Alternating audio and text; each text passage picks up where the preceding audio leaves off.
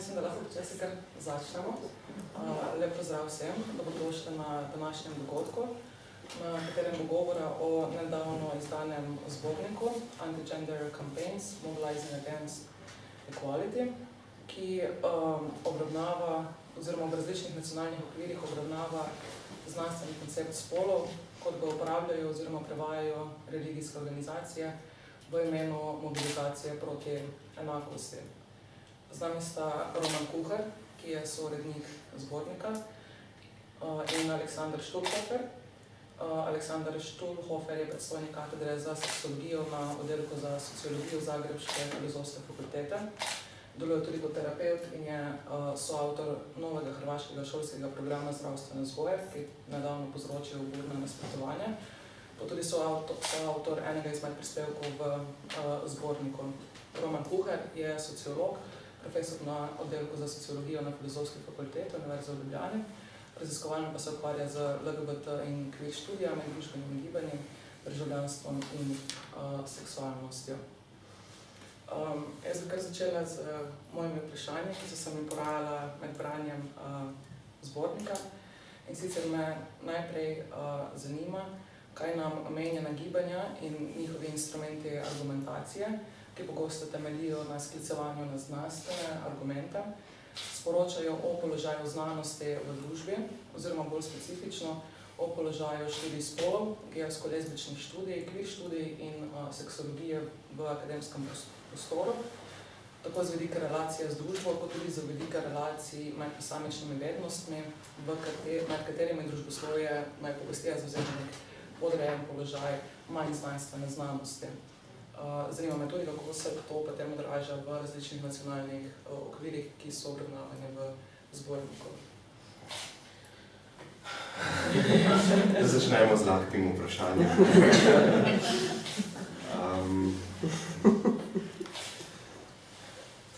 Mogoče bi začel to zgodbo glede te knjige svojo lastno frustracijo, ker iz te frustracije je pravzaprav ta knjiga nastala. David Paternotte, ki je sourednik te knjige, se je najprej zelo branil tega uredništva in sem mogel zelo dolg časa težiti, ker sem vedel, da sam pravzaprav takega projekta ne bom speljal. Se mi je pa zdaj pomembno, da se naredi neka primerjalna perspektiva na evropski ravni, ker tisto, kar sem opažal doma, sem vse pogosteje opažal tudi drugod po evropskih državah. Frustracija je bila vezana seveda na prvi referendum o družinskem zakoniku, v katerem sem kar intenzivno sodeloval, za razliko od drugega referenduma. In v tistem času sem tako zelo naivno, mislim, da pristopil prvič verjetno najbližje neki politični razpravi bil, povabljen v parlament na neko sejo odbora za družino, ali kako se že imenuje, kot sociolog, ki se ukvarja s tem vprašanjem, in jaz sem rekel, no, evo, zdaj pa končno lahko vse znanje sveta, ki sem si ga pridobil na tisti seji, predstavim. In jaz sem se res, ne samo na tisto sejo, ampak še na marsikatero proglonizo, medijski dogodek v povezavi s tem, intenzivno pripravljal, dodatno študiral literaturo v povezavi recimo z istospolnimi družinami in tako naprej. Potem sem pa na neki točki ugotovil dve stvari.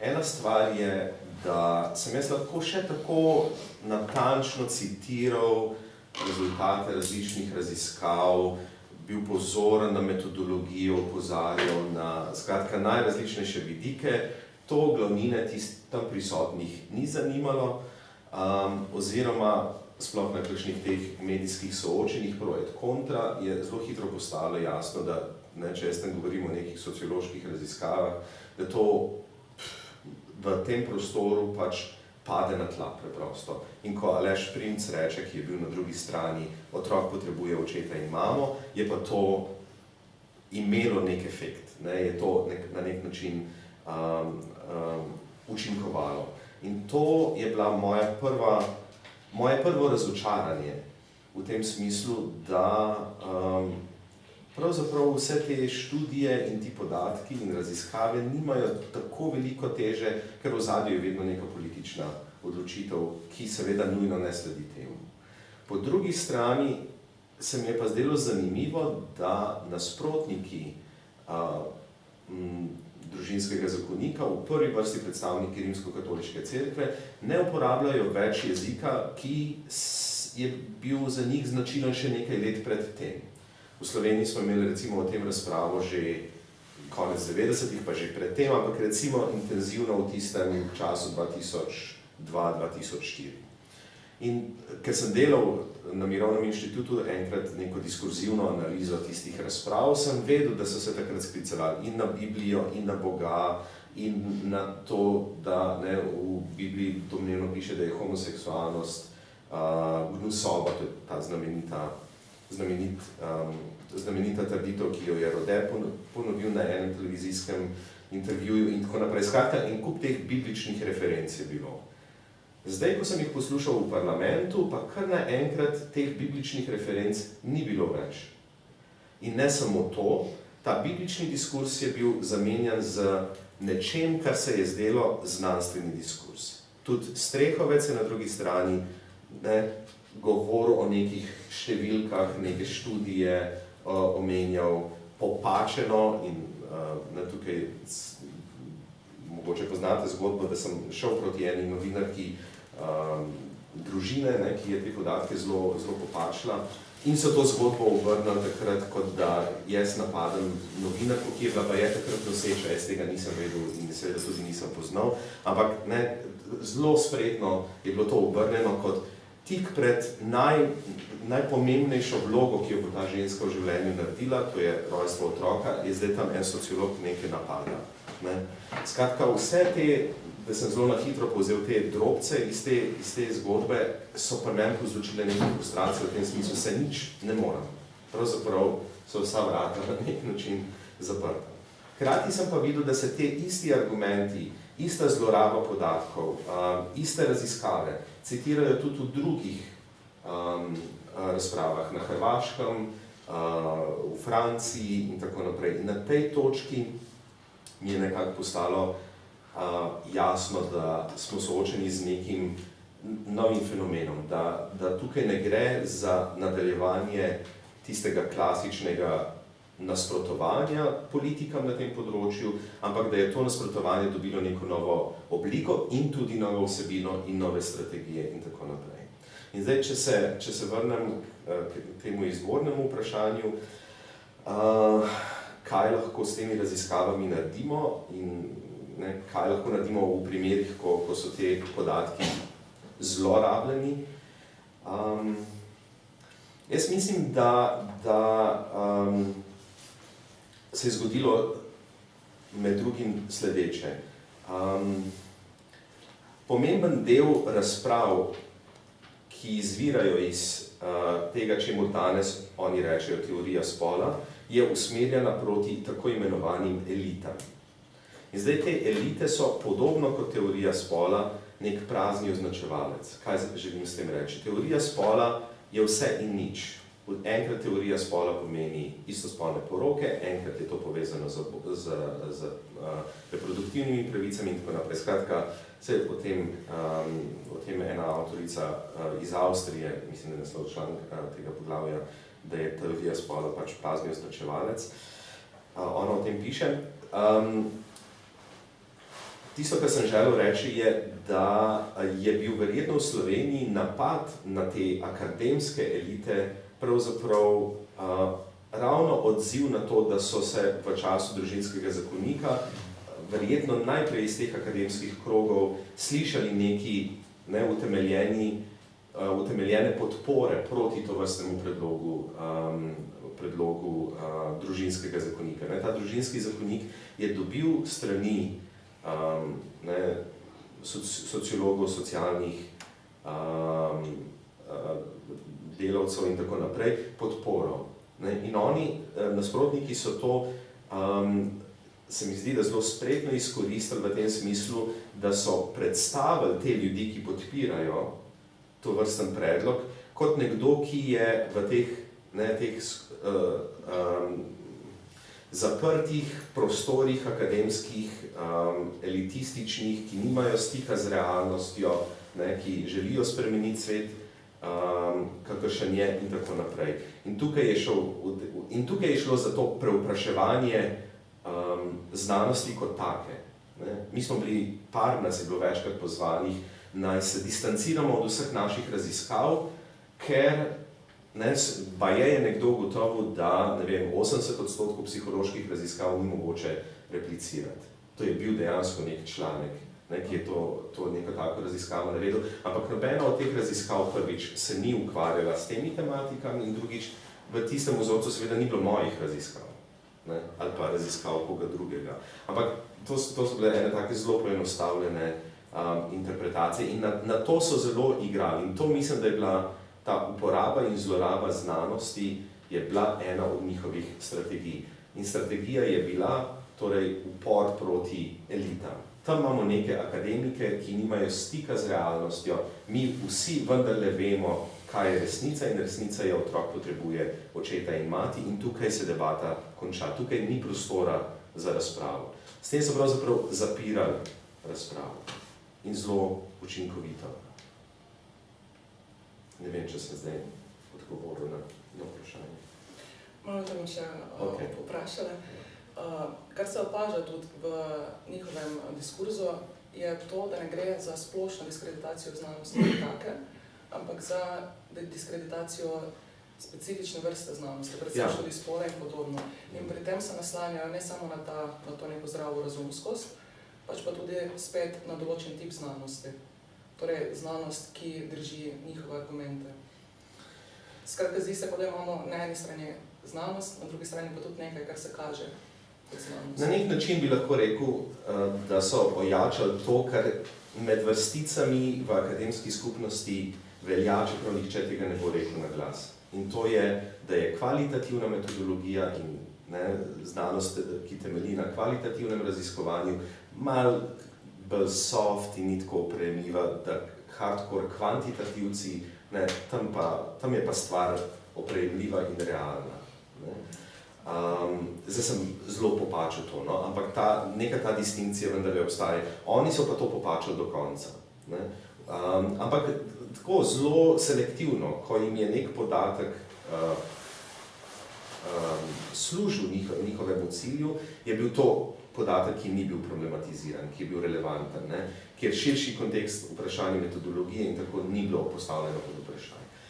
Če je nek podatek govoril proti njim, je bilo to takoj diskvalificirano kot neresno, kot premajhni vzorci, kot niso longitudinalne raziskave in tako naprej in tako naprej. Skratka, v bistvu je hecna situacija. Po eni strani so poskušali diskvalificirati družboslovno in humanistično znanost, po drugi strani so se pa hkrati na njo sklicevali. Švedska raziskava je pokazala to in to, finska raziskava je pokazala to in to. Kakšne so pa vaše izkušnje, glede na to, da primarno delujete predvsem v polju seksologije? Ja ću se samo ispričati na početku, mogu samo na hrvatskom, odnosno ne mogu na slovenskom. I primijetio sam da je moje razumijevanje slovenskog malo zakrčalo, tako da ako u među vremenu na sljedeće pitanje počnemo odgovarati potpuno bez veze, signalizirati. Mislim da je ovo jako zanimljivo pitanje i s obzirom da ste kolege, mislim nije potrebno puno toga obrazlagati, nego samo otvoriti diskusiju. Čini mi se da je ovo jako važno pitanje. Za mene osobno ovo pitanje u svemu tome što se negativno dogodilo bila jedna pozitivna stvar, koju sad nakon 3-4 godine mogu priznati, jer to je ovo čemu pričamo je zapravo na neki način dovelo do kraja moju aroganciju profesora. Ja sam doista mislio da, budući da ja znam stvari, za razliku od drugih s kojima moram diskutirati, naprosto zato jer u televizijskom studiju mora biti druga strana, osjećao sam se superiorno i vjerovao sam da samim time što znam bolje, što sam istraživač, to znači da će javnost vjerovati meni. I mislim da ono što vidimo sada, ne samo u ovoj tematici o kojoj pričam, mislim da je to doista sign of the time, duh vremena. Pogledajte sa vakcinacijom, ista stvar. A to je da zapravo znanstveni diskurs, ili ako hoćete, ona moderna racionalnost, više ne funkcionira. I autoritet znanosti sam po sebi više nije dovoljan da bi bilo koga uvjerio. Što znači da zapravo što god pokušavali učiniti u javnosti, moramo osmisliti bolji način. Vrlo kratko ću reći zašto mislim, odnosno na koji način autoritet znanosti danas je postao upitan i kako to koriste oni s kojima sam se ja sučeljavao, a i Roman.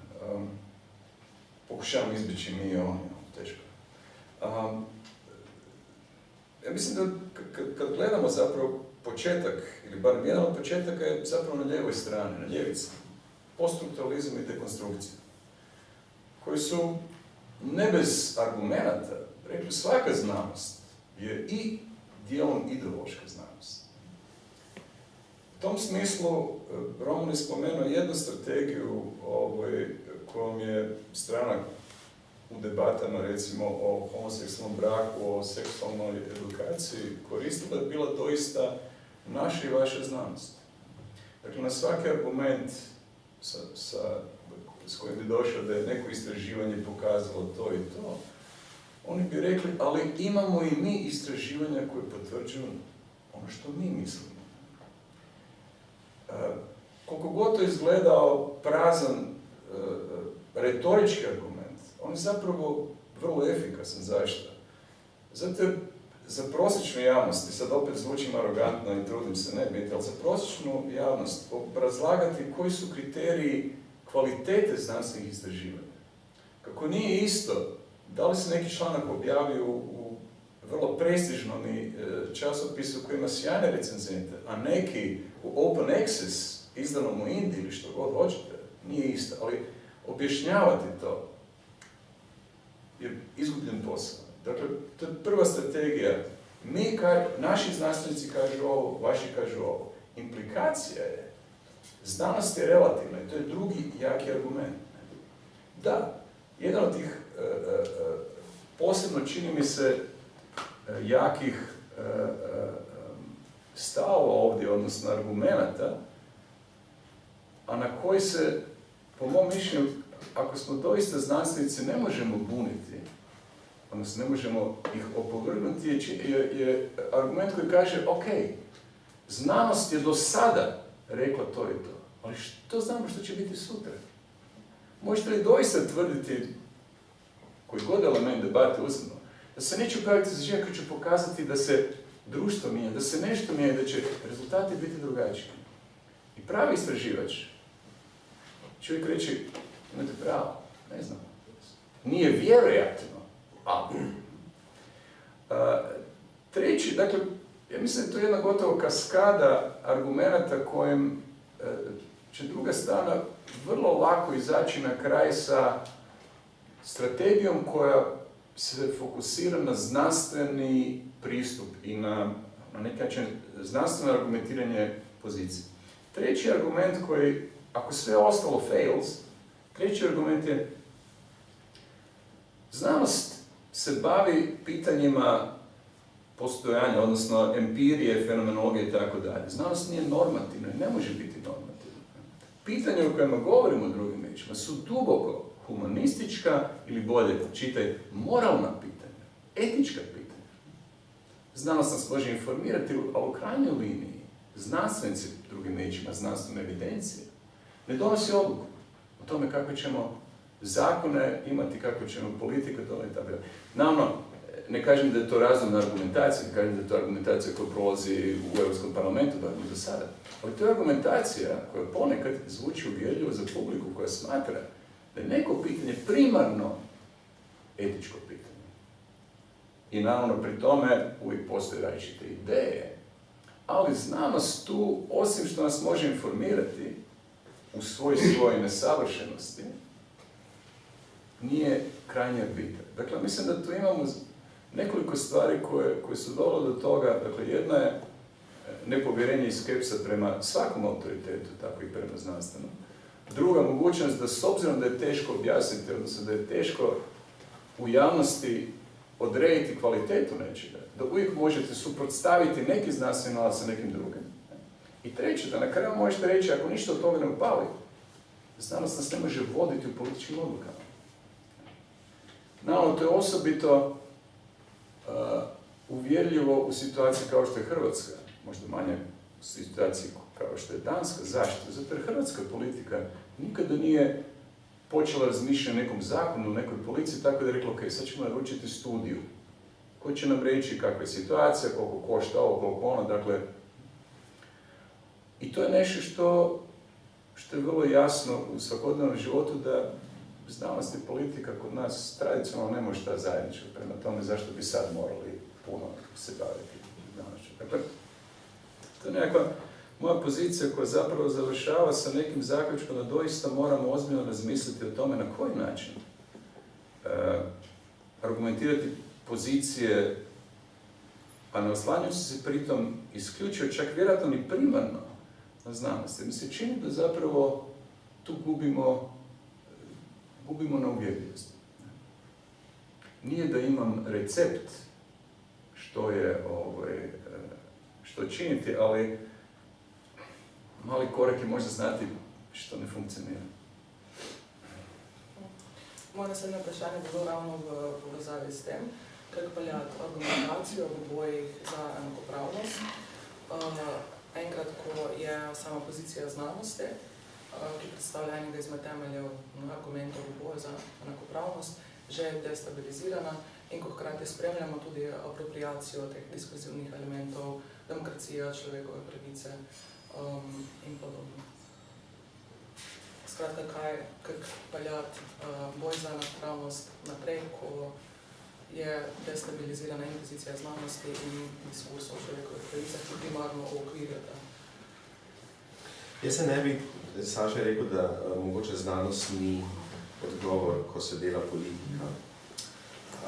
Jaz se ne bi tako enostavno temu odpovedal, čisto egoistično, kaj pa bi pa sicer počel, malo se hecam. Ampak recimo, ne vem, Saša, kako je bilo pri vas, ko ste delali to zdravstveno vzgojo, kakšna je bila argumentacija v ozadju. Ampak pri družinskem zakoniku argumentacija tisto pred zakonom se je v veliki meri sklicevala ravno na psihološke in sociološke raziskave. In tukaj so različni ljudje iz akademije v bistvu sodelovali pri tem, pri pripravljanju tega.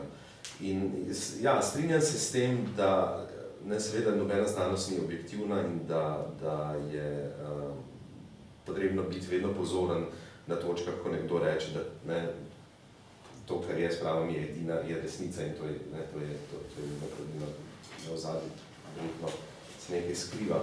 Ampak tisto, kar se je zgodilo, zdaj sem nekaj vračal še nazaj k tem prvem vprašanju, tisto, kar se je zgodilo v tej razpravi, verjetno nismo bili pripravljeni na to, kar se je rekel Saša, da nima smisla razlagati, ne vem, da neka raziskava, ki je objavljena v tej reviji, ali pa neka raziskava, ki je objavljena v tej reviji, nimaš časa, ker ko imaš te pro et kontra debate, ko je minuta na eni strani in minuta na drugi strani, zgubiš preprosto tla pod nogami, če greš take stvari razlagati. Ampak te stvari so pa ključne.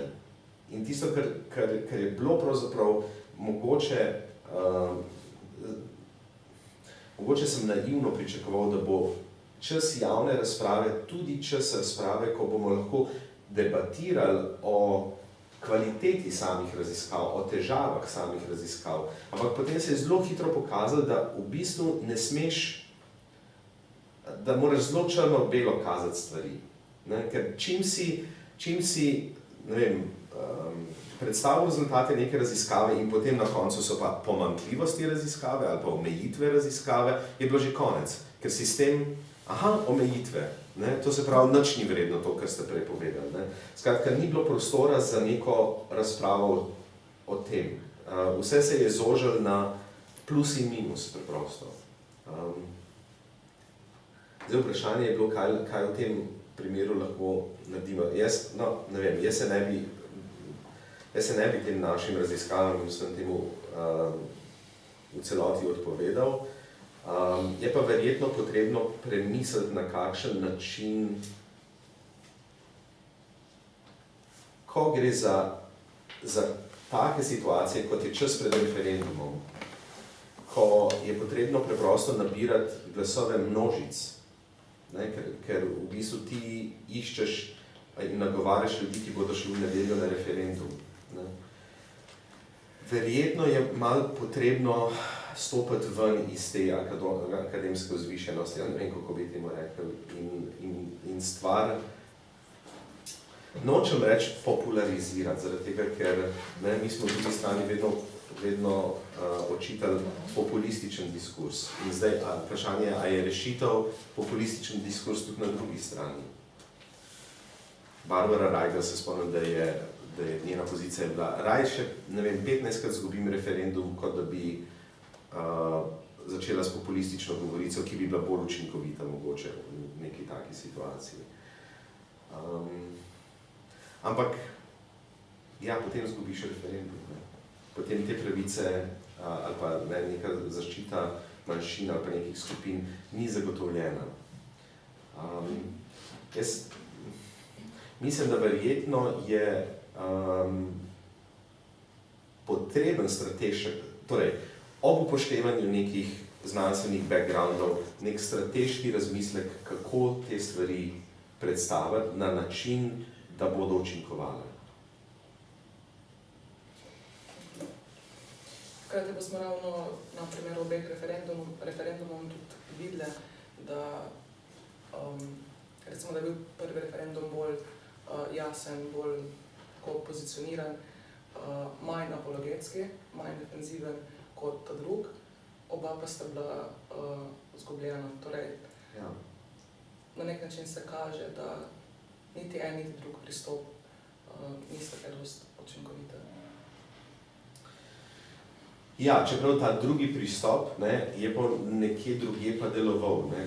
Tisto, kar so poskušali tukaj narediti v času drugega referenduma, je kopirati zgodbo z Irske, kjer je bila ta zgodba zreducirana na vprašanje ljubezni, srčkov, ne vem kaj. Ne.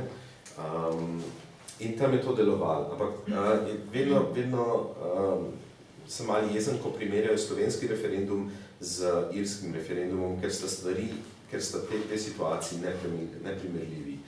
Neprimerljivi sta v tem smislu, v časovnem smislu. Ne? Tukaj je bil čas par tednov, tam je ta stvar potekala 1 leto. Podpora neki določeni poziciji bila različna. Tukaj z poziciji moči, torej stranke v koaliciji, niso nikoli eksplicitno in zelo zavzeto podpirale tega predloga. Tukaj so nevladne organizacije bile bolj ali manj same, z izjemo mogoče ene stranke v opoziciji. Na Irskem je bila ta podpora čez celoten politični spekter. Skratka, to so situacije, ki v tem smislu niso primerljive. Se je pa seveda tudi na Irskem pojavljala Regnerusova raziskava, skratka so jo citirali in tako naprej, ampak tam ni imela nekega učinka, ker je bilo teh srčkov in ljubezni in tega toliko, torej naslavljanja čustev toliko, da preprosto ni imela nekega efekta. Ne. Za razliko od tukaj, kjer pa so neke popačene raziskave imele bistveno večji efekt. Ampak mogoče so imele večji efekt zaradi tega, ker je bila celotna debata v prvem referendumu zelo osredotočena na to, kaj pravijo raziskave in kako pravijo raziskave. In mogoče bila tukaj napaka. Aleksandar, vem, da ste rekli, da nimate recepta, kako vidite gibanje? Ljudska prava, činjenica da to postoji u puno poglavlja u knjizi zapravo. Današnji pokreti, suvremena mreža zapravo tih anti-gender ili kako god ih zvali organizacija vrlo dobro koristi zapravo jedan, kako bih rekao, mainstream jezik liberalne demokracije. To su ljudska prava i sloboda mišljenja. Mislim da osobito u ovom post-tranzicijskom, postkomunističkom dijelu svijeta vrlo često kad govore o ljudskim pravima i slobodi mišljenja i kažu kako samo ti ostaci komunizma zapravo rade protiv toga, gdje onda protivnike uvijek lako optužiti za jednoumlje, takozvano, odnosno da su još uvijek u tom socijalističkom mindsetu. Ono što mi se čini zanimljivim, ne samo u primjeru tih europskih pokreta, nego i nekih drugih zemalja, i politiku kao Iranu i tako dalje, pitanje da li doista samim time što je cijela ideja, cijeli koncept ljudskih prava zapravo proizašao iz liberalne demokracije, da li to znači da sustavi koji nisu liberalne demokracije, nego, kao što bi Orban rekao, neliberalne demokracije, odnosno grupacije koje bi željele promijeniti tako da on bude neka vrsta neliberalne demokracije, da li oni također mogu uspješno koristiti taj termin? I što zapravo podrazumijeva, odnosno u čemu je razlika između njihovog korištenja tog termina i uobičajenog? Recimo, vrlo često u debatama oko seksualne edukacije jedan dio te retorike ljudskih prava ide ljudska prava roditelja, odnosno pravo roditelja da odluči što je najbolje za njegovo dijete. S jednom vrlo zdravorazumskom poantom, ko bolje zna što je potrebno mom djetetu nego ja kao roditelj. Dakle, to je jedna potpuno druga ideja ljudskih prava nego liberalna demokracija. Demokracija je koncept zaštite manjina i određenih prava koje su ugrožene samim time što su manjinska ili sa postojećom društvenom praksom. Ovdje se zapravo radi o jednom vrlo zanimljivom ideji širenja slobode, koja na drugoj strani, kad recimo država ili Europski sud kaže, gledajte, pravo roditelja ne može biti ispred prava djeteta i tu moramo naći neki balans. Onda to opet zvuči kao zapravo jedno nametanje, kao jedno autoritarno nametanje ovog jednog kolektivnog racija koji dolazi iz zapravo liberalne ideje. Mislim da nešto što često zapravo na neki način zaboravljamo i zato smo ponekad iznenađeni žestinom i, kako bih rekao, posvećenošću ljudi koji brane drugačije ideje. I činjenica da mi već nekoliko generacija živimo u svijetu, sad govorimo o zapadnom svijetu, svijetu koji zapravo malo po malo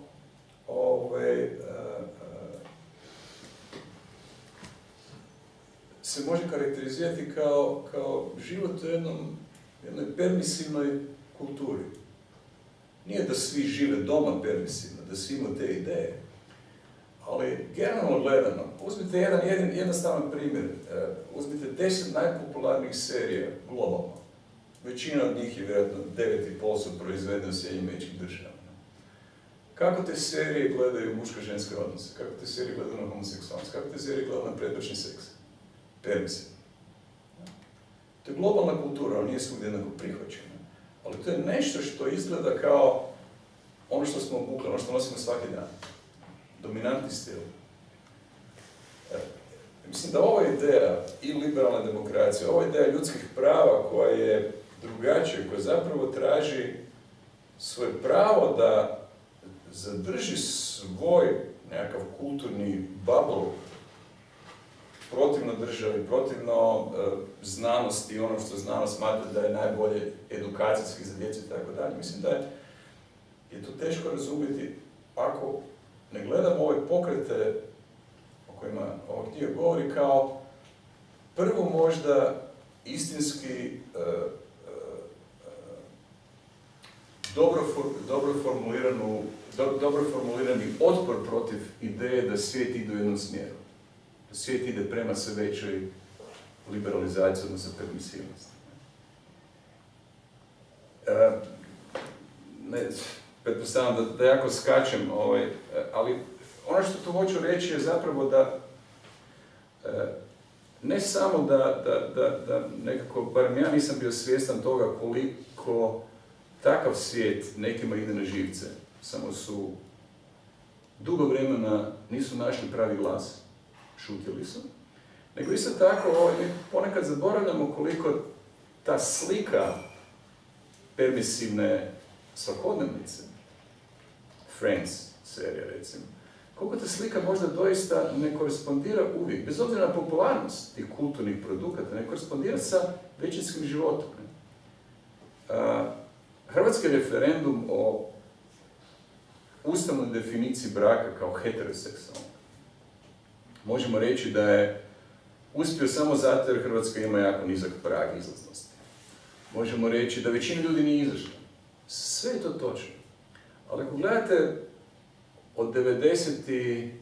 kad smo imali to istraživanje, mislim 95. nadalje, sva istraživanja javnog mnijenja, ako analizirate pitanje o društvenoj opravdanosti homoseksualnosti, osobito homoseksualne aktivnosti seksualne, vidjet će da otprilike 2/3 ljudi to ne podržava u Hrvatskoj.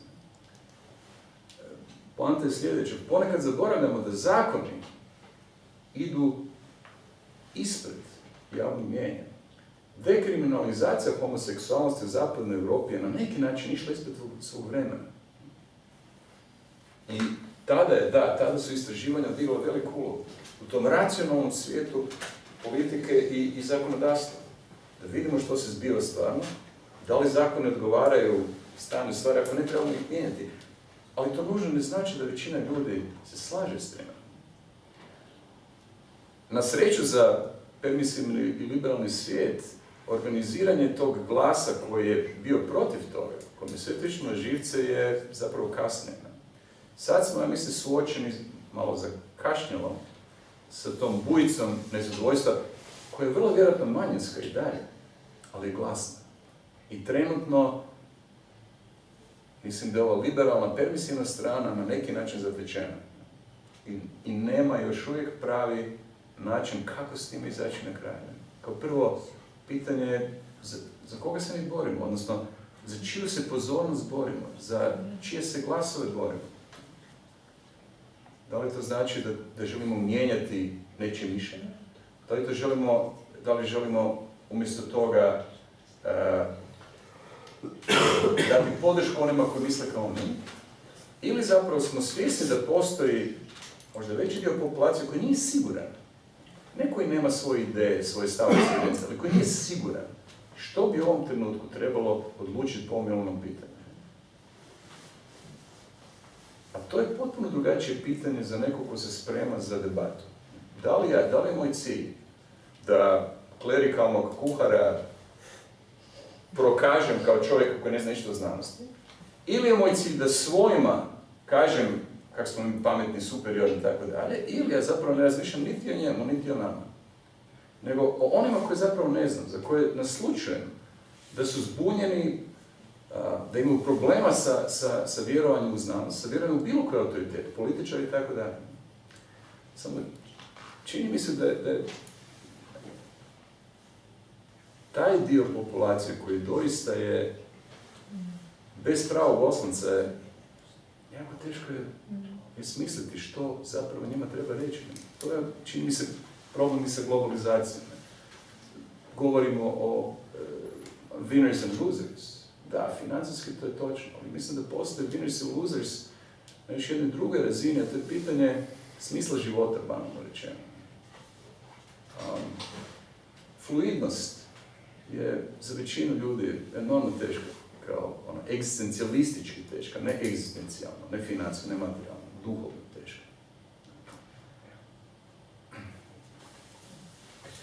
Kada smo suočeni s tem sporedno s to fluidnostjo, spet z nekim specifičnim diskurzom, ki izpostavlja ogroženost teh privilegiranih pozicij, ki so poprej bile še nepreizpraševane, kar lahko povežemo tudi z zapisom Wendy Brown v States of Injury, ko opozori na tako imenovan ranjen karakter politizirane identitete, torej identitete, ki je paradoksno investirana v bolečino, ki jo povzročajo družbene institucije in se v tej bolečini oziroma na podlagi te bolečine tudi politizira in mobilizira. Ko se politika ustvarja v tem kontekstu oziroma v imenu večjih ali manjših družbeno zadanih poškodb, resnice, ki je prepoznana kot taka, torej kot legitimna, prepričljiva, neredko postane resnica tistih akterjev, ki uspejo učinkoviteje in bolj prepričljivo producirati govor, ki ponazarja to bolečino, ne glede na realnost družbenih razmerij moči. Skratka, politična resnica je resnica občutene subjektivne bolečine oziroma bolečine, kot jo doživljajo, zaznavajo in artikulirajo z različno močjo individualne in kolektivne akterje.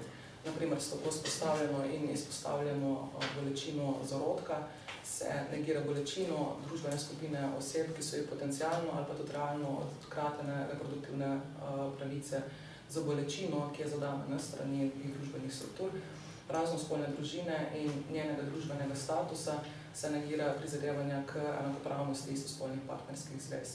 Kako se tako imenovana politika RAN odraža v kontekstu teh anti-gender campaigns in ali lahko v tem potencialno beremo tudi šibke točke identitetnih politik.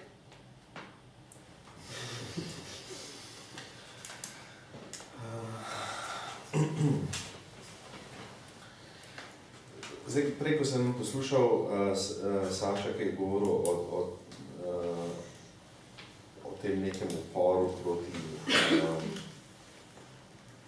tej permisivni kulturi in tako naprej, sem se hkrati spomnil, da je tisto, kar je zanimivo pri teh anti-gender gibanjih oziroma gibanjih proti teoriji spola in mogoče nismo čisto uvodoma povedali, kako je do te teorije spola sploh prišlo, če lahko 3 stavke sam rečem o tem, da sploh vemo, o čem se pogovarjamo, se o tem v uvodu knjige z Davidom podrobneje piševa, ampak stvar se, ko smo raziskovali za nazaj, odkot pravzaprav ta ideja teorije spola oziroma ideologije spola, ker ni neke teorije, ki bi se je rekel teorija spola. Mislim, so različne teorije o spolu, ampak ni teorija, ki bi se imela teorija spola. In izvori so tam sredi 90-ih let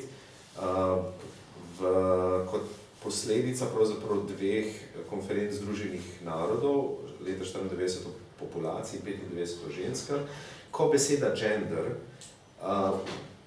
vstopi v te zaključne dokumente teh dveh konferenc. Predtem se uporablja beseda seks, ki referira na biološko dimenzijo spola.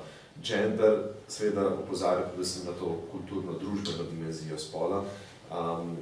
In takrat se je seveda s tem poskušalo pokazati, da ni problem razlika, biološka razlika, ampak da je problem seveda razlika, ki nastane zaradi kulturnih in družbenih interpretacij, zaradi različnih družbenih vlog, ki se pripisujejo enemu ali drugemu spolu in tako naprej. Ampak Vatikan je takrat zelo intenzivno delal na tem, da ta beseda gender ne bi prišla v te dokumente, prav zaradi tega, ker so razumeli, da se s tem nekako odpira Pandorina skrinjica za relativizacijo vsega, kar se tiče spola. Začenši spola, pa seveda pridemo še do seksualnosti in vsega. Ampak takrat jim seveda to ni uspel in potem je znotraj njihovih krogov najprej so nastale različne teološke razprave o tem vprašanju, ki seveda v osnovi temeljijo na tej ideji dvakrat bivšega papeža, to so 2 papeža nazaj, Janez Pavel II, torej, o komplementarnosti spolov. Skratka, spola sta druga, različna, ampak komplementarna, kar pomeni, da ne moramo govoriti o enakosti spolov, kar mi poskušamo propagirati gender equality in tako naprej. In potem te razprave na nek način zelo hitro dobijo tudi to bolj popularno verzijo. Gender Agenda je recimo ena knjiga, ki izide leta 1997, ki je napisala ameriška novinarka, ki začne že opozarjati na to, kaj te radikalni feministični krogi pravzaprav v 90-ih letih počnejo. začne se razvijati ta politika gender mainstreaming in tako naprej in tako naprej. In vsem tem pravzaprav ti akterji vidijo neko grožnjo, nek konec sveta, kot ga poznamo, neko relativizacijo spola. In na neki točki je to poimenovano kot teorija spola. Zdaj, zanimivo je, da v vseh državah ne uporabljajo teorija spola. Saša, pri vas govori na hrvaškem je teorija spola ali ideologija spola? Teorija, okej. Rodna teorija. Ampak teorija, ne? Uporabljajo beseda teorija. Misliš protivnice? Ja. Ne, rodna ideologija. Ideologija, ja. Pri nas govorimo vse o teoriji spola. V Franciji je tudi teorija spola. Pri vas je ideologija, še drugod, po nekaterih drugih državah govorijo o ideologiji, kar bi bilo mogoče celo bližje resnici, ali pa ne vem, bolj sprejemljiva oznaka kot teorija. V Nemčiji govorijo o genderizmu, ali pa v Avstriji, v nemško govorečih področjih. Skratka, od tod izvira ta, da obstaja neka teorija, nek skrivni plan radikalnih feminističnih krogov in radikalnih homoseksualnih krogov, sesuti ta svet tak, kot je. Saša je že prej omenil, da predvsem v vzhodni Evropi to dobiva še neko dodatno dimenzijo in sicer v tem smislu, da zdaj, ko je levica zgubila, ko je konec socializma, ko ta projekt ni uspel, torej, je pač potrebno bilo vzpostaviti neko novo ideologijo in v tem Gramscijevem smislu je zdaj pravzaprav cilj kulturna revolucija. In kulturna revolucija je sprememba na področju spola in to je ta teorija spola ali ideologija spola. Zato ni presenetljivo, da je teorija spola, tudi Strehovec v enem svojem tekstu piše, da je to marksizem 2.0. En polski duhovnik Pierone, mislim, da se imenuje, je zelo znamenito rekel, da je teorija spola hujše kot nacizem in marksizem skupaj. Zdaj sem čisto zašel od tvojega vprašanja. Ena stvar, ki se mi zdi zanimiva pri teh gibanjih je, da v bistvu vzpostavljajo zelo drugačno zunanjo podobo, zelo liberalno pravzaprav podobo, za razliko od nekih mogoče naših stereotipnih predstav, kakšna konzervativna gibanja so. Ta gibanja niso samo prevzela ta diskurs človekovih pravic in ga napolnila z novo vsebino, tako kot je Saša pred tem govoril, ampak so na nek način prevzela tudi to zunanjo podobo nekih liberalnih skupin. Če pogledate fotografije Manif pour tous, torej to je ta francosko združenje najrazličnejših skupin, ki je takrat protestiralo proti Hollandovi vladi zaradi sprejetja istospolnih porok 2012-2013, milijonski protesti so to bili. Če pogledate fotografije in če ne bi vedeli, da je bil to ta protest, bi rekel, da je parada ponosa. Absolutno ta estetika prevladuje. To so neke ta mladi, žive barve in tako naprej, seveda roza in modre, ampak okej. Skratka, zanimivo je, tukaj se mi zdaj zanimivo, kako neke, tudi recimo pri nas dan družin, z rumenimi baloni in tako naprej in neko pop muziko in vsem tem, zelo pravzaprav podob, če ne vidiš vsebine, če pogledaš samo od zunaj, se ti zdi, da si to videl že nekje in videl si na teh paradah ponosa in podobnih stvari. Mislim, zanimivo v Franciji, ta Manif pour tous, naredili so neko svojo himno, ampak vzeli so pesem Go West od Pet Shop Boys. Ne more biti bolj gejovska himna ali komad, oziroma Village People v originalu, s svojim besedilom, ampak veš, če sem se spraševal, ali ne vejo to? Vejo. Ali so to res vzeli za nalašč? Neko pop zgodbo, ki je tako opredeljen z najbolj stereotipno gejovskimi podobami, predstavljati potem v ta njihov krog. To so bili zdaj dolgi odgovori mimo tvojega vprašanja. Aha, bolečina. Ja, osrednja figura vseh teh gibanj je nedolžni otrok. To je tako ali drugače, karkoli, ne, o čemerkoli že govorimo, center teh razprav je, na sredi je nedolžni otrok. In nedolžni otrok je na sredi seveda verjetno tudi zaradi tega, ker je znano, da je te epizode moralne panike na nek način najlažje zanetati tako, da proglasiš najšibkejši člen neke skupnosti za ogrožen. In to so vedno otroci. Tukaj je logika jasna. Čeprav se mi zdi, da vstop v ta gibanja, mislim, da tudi pišemo o tem noter, vstop v ta gibanja so pa tri točke, se mi zdi na nek način, tri je N-ji v angleščini. Nature, normality pa nation. O čem govorim?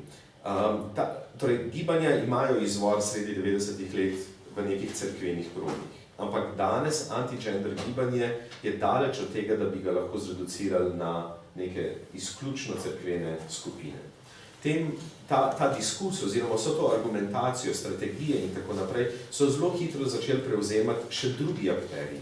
Nekatere nove skupine, ki nastajajo, pogosto pa vidimo tudi reaktivacijo nekih skupin, ki so že predtem obstajale in so tukaj videle novo platformo, kjer lahko širijo ali pa se ponovno borijo za svoje pravice. Pro-life skupine so zagotovo nekaj takega, obstajajo že predtem in se zdaj v tem, ko imamo ponovno debato o abortusu in tako naprej, ponovno aktivirajo. In seveda tretji element je ta radikalna desnica, ki se pridružuje in ki prevzema. Zdaj se vsi sklicujejo na teorijo spola, še več politiki zdaj govorijo o teoriji spola in tako naprej. In stopne točke so torej narod, če bi v tej metaforiki bolečine, narod je ogrožen, je ranjen, treba je zagotoviti, se veste, ne propadamo, premajhna demografska slika je taka in taka in homoseksualci so seveda pomemben del te zgodbe, zato je, Torej, narod, eno je vprašanje normalnosti in mislim, da je bilo to tukaj v času našega referenduma kar dostikrat prisotno, da so igrali na to točko, da ok, vse v redu, vsi smo enaki, vsem enake pravice in tako naprej, ampak to ima vendarle eno mejo. In to je pravzaprav zelo pomemben njihov argument. Oni niso klasično konzervativni. Oni so za določeno mero enakosti moških in žensk. Oni niso antifeministični pravzaprav. Mislim, če sem tako zelo blag. V tem smislu, da bi zagovarjali neko zelo to tradicionalno delitev moški v javni sferi, ženska pa doma. Ne, te očetje so aktivni očki, ki skrbijo za otroke in tako naprej. Ampak, na neki točki pa je meja. In to je tisto, kar je njihov ključen argument. Ženska ne more biti moški, mama ne more biti oče, oče ne more, To tle gredo pa predaleč. Se strinjamo z vsem, smo v 21. stoletju, ampak to, kar zdaj te feministke hočejo, to je pa zdaj že too much. In ta too much je pravzaprav ta populistični element, ki se glavnini verjetno res zdi too much. Ker seveda se nismo isti. In to je normalnost in tretja je narava, je narava. Tukaj gre pa za te pozicije, da če govorimo o homoseksualnosti, da je to pač proti naravi, da ni naravno. Ampak isto je, da ni naravno, da ima otrok dva očeta, ampak je podobno. Glede tega vprašanja bi samo hotel omeniti, da po drugi strani na to bolečino igrajo tudi manjšinske skupine. Meni je, mislim, in na nekih točkah je seveda to strategija, ampak se mi zdi, da moramo malo preseči ta žrtveni aktivizem. Se mi zdi, da znotraj teh skupnosti se zdaj imamo neko Eurovision Song Contest, v tem smislu, kdo je večja žrtev, kdo je zdaj bolj diskriminiran.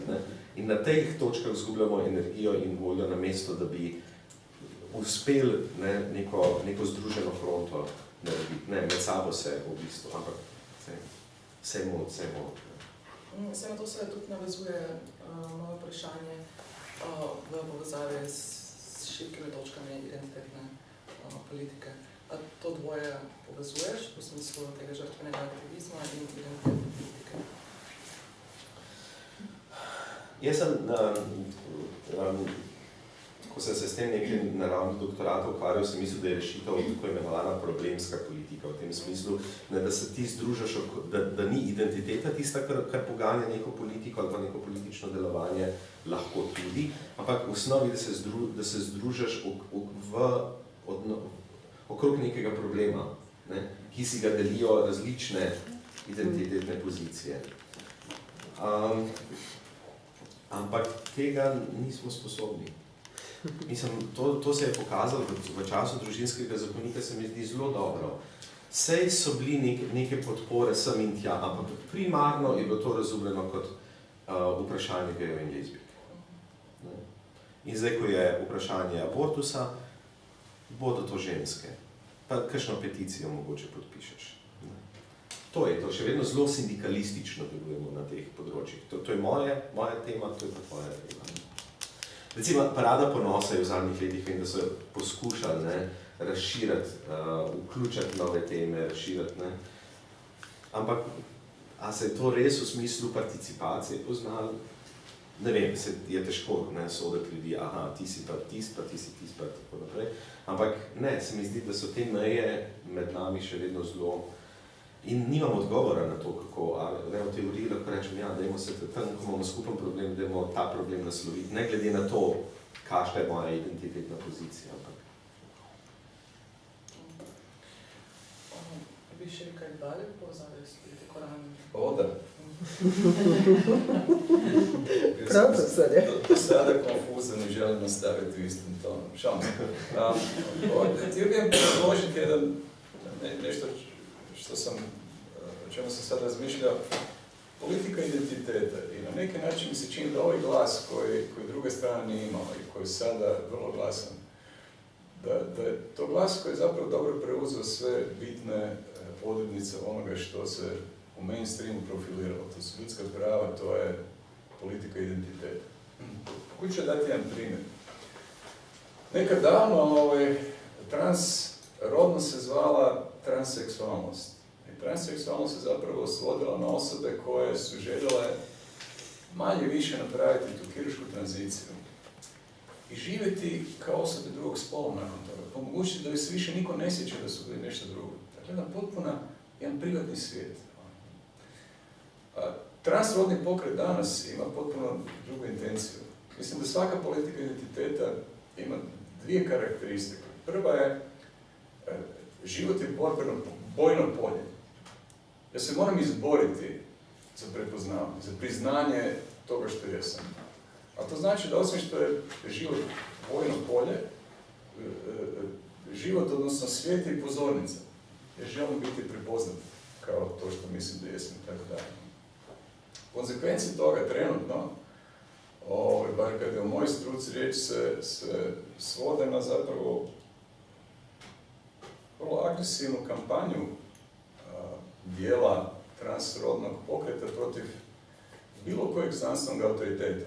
Se vraćamo na početak, sam s lijeve strane ovaj puta. Bilo kojeg znanstvenog autoriteta koji se drzne reći da možda osobu sa 12 godina, sa 10 godina, koji se čini da ima neki transrodni osjećaj i tako dalje, da možda nije dobro odmah gurnuti u tom smjeru i reći roditeljima da. Nego možda treba malo pričekati, možda treba vidjeti. Dakle, to je neprihvatljivo. Sad, ako se vratimo na pokrete koje opisuje ova knjiga, mislim da oni također zapravo su jedan primjer politike identiteta. Samo opet, oni dolaze iz neliberalne demokracije. Za njih je politika identiteta puno kolektivnije pitanje. A to je zapravo pitanje, može li katolik, da možemo to i šire, može li katolik doista živjeti kao katolik u svijetu koji je duboko permisivan i koji postaje sve permisivniji? mogli doista živjeti svoju vjeru isključivo unutar svoje 4 zida. I šta to znači? Desetljećima, nakon Drugog svjetskog rata, u razdoblju liberalizacije i tako dalje, mnogi katolici, mnogi vrlo religiozni katolici su živjeli tako, i protestanti u Americi slično. Sad odjednom, ja mislim da su oni došli u tu situaciju gdje preuzimaju tu ideju politike identiteta i svijet doživljavaju kao bojno polje i kao pozornicu. Bojno polje u smislu da bih ja doista mogao živjeti slobodu svoje vjeroispovijesti. Svijet mora izgledati drugačije. Ja ne mogu biti katolik. Ako moja djeca rastu u sredini koja zapravo njeguje drugačije vrijednosti od mojih, svijet je bojno polje. Druga stvar, svijet je isto tako pozornica.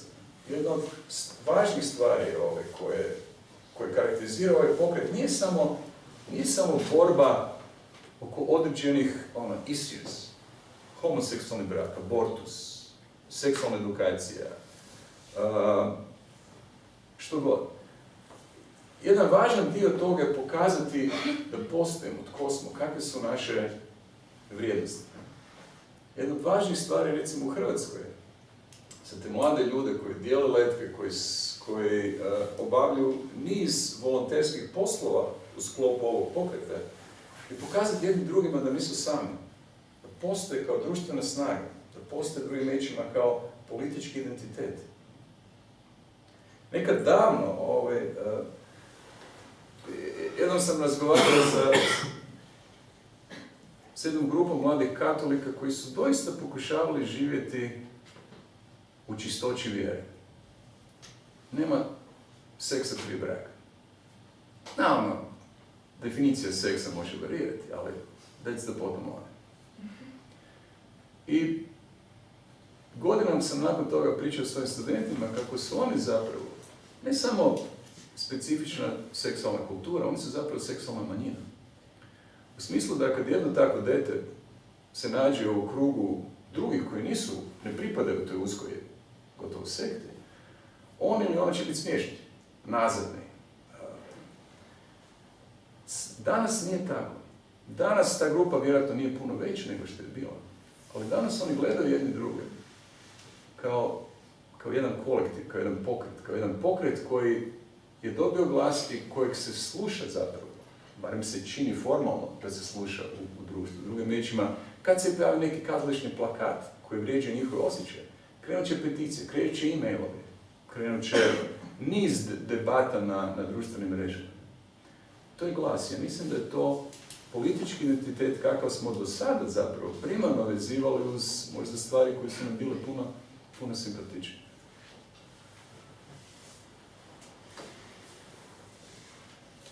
Zdaj, da si ne vidva, ampak jaz malo vdahnem. Malo je kakšno vprašanje že na tej točki? 15 imam že. Jaz sem že drugič na predstavitve vsebine knjige, ne knjiga sama, ampak vsebina. In so mi nekatere stvari še vedno nisem prebrala, zaradi tega so še vedno vprašanja vezana samo na to, kar slišim v knjigi. In še vedno imam isto vprašanje, ga bom zastavila še enkrat. Ko definirate v knjigi in ti v predstavitvi, kaj in zakaj se dogaja. Izhajaš iz frustracije, izhajaš iz razočaranja, tudi Saša je rekel, da je bil takrat prvič soočen s tem, da ni v položaju, za katerega mislil, da absolutno nam pripada. In jaz sem takrat se spraševala in zdaj se sprašujem. Ta frustracija in ta drugačna drža, ali ni dokaz, da druga stran te jemlje zdaj končno zares, da je ta strah de facto, mislim, iz tega, kar ste zdaj govorili, bi se dalo naslutiti, da odgovarjate že na moje vprašanje v tem smislu. Ta druga stran, ti, ko govoriš, kaj se dogaja, praviš, in zdaj oni razlagajo, da obstaja ena teorija spola, katere ni. De facto je. Mislim, oni nas obtožujejo za nekaj, kar jim delamo, ker hočemo spremeniti svet takšen, kot je. Ne samo, da hočemo, ampak v veliki meri smo spremenili ta svet. Od 90. od tega, da smo jezik spremenili o stvari in se je to prijelo, to ni več nore feministke so zmislili novega jezika. Ni res, to je res mainstreamano zdaj. Gender ni nekaj, kar je v akademski sferi, v znanstveni sferi, v sferi tega aktivizma žensk in drugih povezanih gibanj. Torej, to je resna moč. In jaz se strinjam s tem, da mogoče zapoznelo pravzaprav vidimo, slišimo ta močen strah.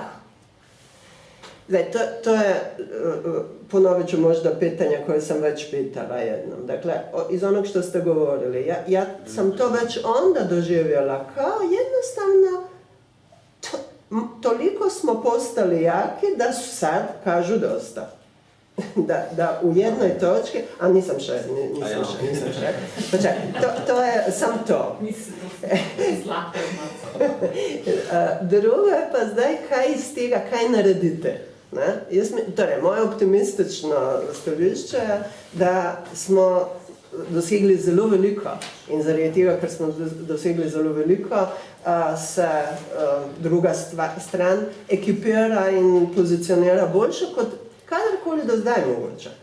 Zdaj to je prvo vprašanje, a se s tem strinjate. Drugo moje vprašanje, ali res gre za tako strašno novo stvar. Torej, ta reakcija, ko se zdaj govoril in zdaj nam spočitajo, da to ni prava znanost, kar politiziramo. Zdaj nam govorijo, da je to nenaravno. Vse so to govorili znanstvenicam, feministkam, vedno. Torej, mislim,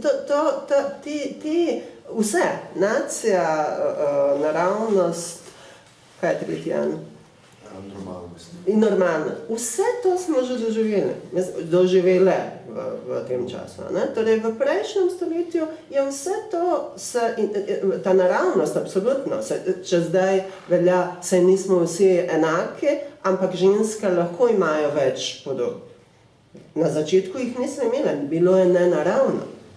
Torej, vse to je že videno, a se s tem strinjate ali ne? Torej, to je moje drugo vprašanje. A je kaj bistveno novega? Ne? In tretje je, vezano na to, kaj je, to ste me zvali, ko ste rekli, konzervativno, da je zelo in povezano s tem, kaj narediti. Vprašujem se, kaj je konzervativno danes? Ne? A smo mogoče mi ratali konzervativce? Torej, po tem, kaj nam je cilj in po tem, kako delamo. Po tem, kaj nam je cilj, mi želimo ohranjevati sistem, ki smo ga dosegli. Mi želimo ohranjevati to svobodo tem identitetam, katere mi mislimo, da so potrebne. To je direktno povezano s tem, kar je Saša govoril. Torej, ali mi zdaj želimo ustaviti spremembe? In zdaj, to je provokativno. Drugo je pa, kako to počnemo. Ukradli so nam govor svobode, ukradli so nam govor identitet. To, česar se zelo držimo in mislim, da to ne vem, če je produktivno, je ta naša drža, ampak pogledajte, mi imamo dobra znanost, ne strastna znanost, dobra znanost, objektivna znanost, kvalitativna, ampak dobra, zapisana v dobrih revijah, cenjenih. In tukaj se hočemo prikazati kot manj strastni, manj politični, kot de facto smo. Mislim, in ta naša drža morala je nekje drugje, to je Saša govoril, oni se ukvarjajo z moralo, mi se pa ukvarjamo naše področje znanosti. Ali naj zdrsnemo? To ni populistično, ne? Jaz sem na Barbani 10-krat, 100-krat bi izgubila, ne bi populistično. Ampak ali to pomeni ne bi strastno in ne bi politično? Torej, to je moje tretje vprašanje. Ali se bojimo biti strastni in politični, znanstveniki in znanstvenice in to jasno pokazati. V okoliščinah, v katerem se vse emocionalizira. Politika se emocionalizira, vse se emocionalizira. In jaz ne govorim o tem, da moramo biti populistično emocionalni in da moramo populistično uporabljati. Jaz se samo sprašujem, a se dejansko mislite, da niste? Mislim, to, kar izbereš za predmet znanstvenega raziskovanja, to definira. Mislim, to je politično vprašanje, to vemo. Evo. To so zanimiva 3 vprašanja, zato ker si na prvo in drugo vprašanje s tretjim odgovorila. Nisem čest, to sem jaz, zdaj pa moraš še ti. Ok, prvo vprašanje je bilo, če ne gre v bistvu za situacijo, kjer je nasprotna stran končno začela, če zdaj govorimo sploh, ne, da imamo 2 strani. Ja, to je eno pod vprašanje, kdo so one? To niste nekje, en odgovor bi rada, kdo so oni. Oni so tisti, ki se združujejo okrog te ideje teorije spola, recimo, da je to. Ja, in tukaj so novi akteri, ki nastanejo prav iz te razprave o teoriji spola, kot so Manif Portus v Franciji, kot so v ime obitelji na Hrvaškem, kot so Za otroke gre v Sloveniji. Hkrati so v tem gibanju stare skupine, ki obstajajo že predtem, pro-life skupine, ne vem kaj. Ne? In tretji element so bodi si neki medijski akteri in tudi določeni akteri iz akademskega prostora, ki se sicer mogoče ne bi prepoznali ali pa niti ne bi želeli biti kot del tega gibanja, ampak temu gibanju določeno podporo ali pa legitimacijo nudi. Približno tako rečete. No? Ampak prvo vprašanje se mi je zdaj zanimivo, če ni to zdaj, če ne bi mogli biti mi srečni, da zdaj doživljamo tak udarec nazaj, zaradi tega, ker to pomeni prepoznanje nekih politik oziroma mainstreamizacijo tega. In stvar lahko vzamemo tako. Jaz bom zdaj za nalašč stvar obrnil okrog in bom rekel, da smo v situaciji, ko je, če zdaj res govorimo o njih in o 2 straneh, ko je ta stran liberalna začela resno vzeti drugo stran. Kaj s tem mislim? Ko so glasašom na čaju pred tem pogovorom, sem vprašal, kako je zdaj na Hrvaškem, ne? Ali se kaj dogaja v zvezi s tem. Ne? In njegov odgovor je bil, da trenutno nič posebnega, ampak vsi smo oprezni. Vsi smo oprezni v tem smislu, kaj poveš in na kakšen način poveš. Ker se na nek način nanaša na tvoje tretje vprašanje, koliko smo lahko strastni in politični, ko delamo znanost, pravzaprav. Ne? To mislim, da je bil uspeh teh gibanj v tem smislu, da se verjetno zdaj, kako naj temu rečem, ne najdem prave besede, držimo nazaj, ni prava beseda, ampak da si zelo, skratka, da je moj govor zelo oprezen zaradi tega, ker vem, da sleherno besedo ali pa lahko obrnejo in jo bodo obrnili nazaj. Skratka, za nalašč bom postavil obratno in bom rekel, da, mislim, ta razlaga, ki jo postavljaš, oni so zdaj pozorni na nas, zaradi tega tako odreagirajo, ker je to postala resna stvar, gender mainstreaming in tako naprej, ampak mislim, da obratno. Mi smo zdaj na nek način prestrašeni? Prestrašeni, še ena boljša beseda, ampak je zdaj, nažalost, se ne bom spomnil, jo imam nekje tle na koncu jezika, kastrirani, to so pa Grda. Ja, to se mi zdi boljše. Ja, prav s to pozicijo, prav s tem. Jaz vidim pri sebi, čist moja izkušnja, nastopanje v medijih ali pa kaj podobnega,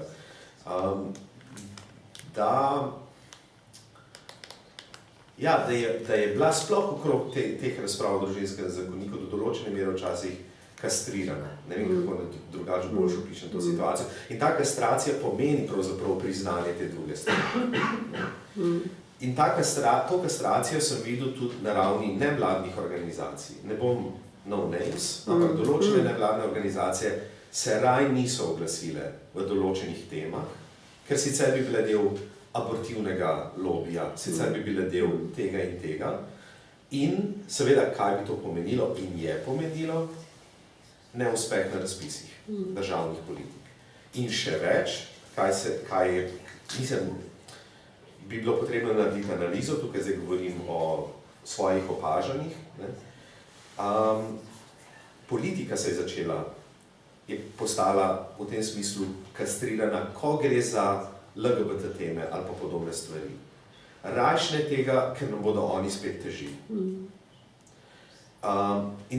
In kaj, zgodilo se je to, da kar se tiče politik na splošno, ne, smo naredili 3 korake nazaj in jih očistili že preden so šle v javno razpravo nekih tem, za katere sicer mislimo, da bi jih bilo treba nasloviti, pa jih raje ne bomo zaradi tega, ker nam bodo minirali celotno stvar.